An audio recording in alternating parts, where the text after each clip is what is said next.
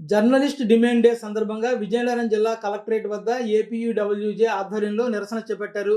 అనంతరం విజయనగరం జిల్లా కలెక్టర్కు విజయనగరం ఎమ్మెల్యే అదితి విజయలక్ష్మి గజపతిరాజుకు వినతిపత్రాన్ని సమర్పించారు. ఈ సందర్భంగా జర్నలిస్ట్ నాయకులు పిఎస్ఎస్వి ప్రసాదరావు, ఎలిశెట్టి సురేష్ కుమార్, వి మహాపాత్రో, పంచాయత్ అప్పారావు, కేజే శర్మ తదితరులు పాత్రికేయుల్లో స్ఫూర్తి నింపుతూ ప్రసంగించారు. జీతభత్యాలు లేకుండా జర్నలిజం మీద గౌరవంతోనే అనేక మంది పాత్రికేయ వృత్తిలో కొనసాగుతున్నారని, హౌస్ సైట్లు, ఎక్రిడేషన్, భద్రత మాత్రమే కోరుకుంటున్నారని అన్నారు. జర్నలిస్టులు ఆందోళన కొనసాగించి తమ డిమాండ్లు కొనసాగే వరకు పోరాడాలని పిలుపునిచ్చారు.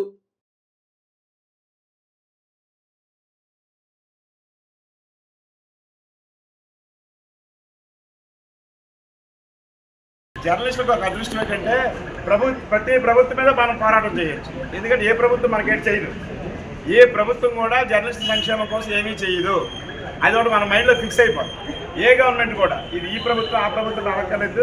ప్రతి ప్రభుత్వం ఎన్నికల మేనిఫెస్టోలో ఒక మాట చెప్తుంది, మీకు ఇళ్ల పట్టాలు ఇస్తామని. నాకు తెలిసిన తర్వాత ఇవ్వలేదు. నేను 93లో జర్నలిజంకి వచ్చాను. అక్కడో ఎక్కడో పోరాటం చేసి తెచ్చుకోవడం తప్ప న్యాయబద్ధంగా ప్రభుత్వం ముందుకొచ్చి ఎక్కడా ఇళ్ల పట్టాలు ఇచ్చిన దాఖలాలు లేవు. ప్రభుత్వం స్పందించి వెంటనే జర్నలిస్టులకు సంబంధించిన అక్రిడేషన్ జీవోను జారీ చేయాలి. అలాగే అర్హులైన వారందరికీ కూడా హెల్త్ కార్డులు మంజూరు చేయాలి. ప్రధానంగా జర్నలిస్టులకు భద్రత కరువైంది. చూస్తున్నాం, ఎక్కడికక్కడే జర్నలిస్టులపై దాడులు విపరీతంగా పెరిగిపోతున్నాయి. కాబట్టి ఇంతకుముందు జర్నలిస్టులు అటాక్స్ కమిటీ అని ఉండేది.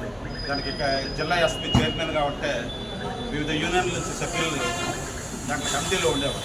ఎవరికైనా జర్నలిస్టుపై దాడి జరిగితే వెంటనే స్పందించి కమిటీ తగిన చర్యలు తీసుకుని ఇప్పుడు అలాంటి పరిస్థితి లేదు. కాబట్టి వెంటనే అటాక్స్ కమిటీని నియమించాలి. ఎక్రిడేషన్ జీవోలు జారీ చేయాలి.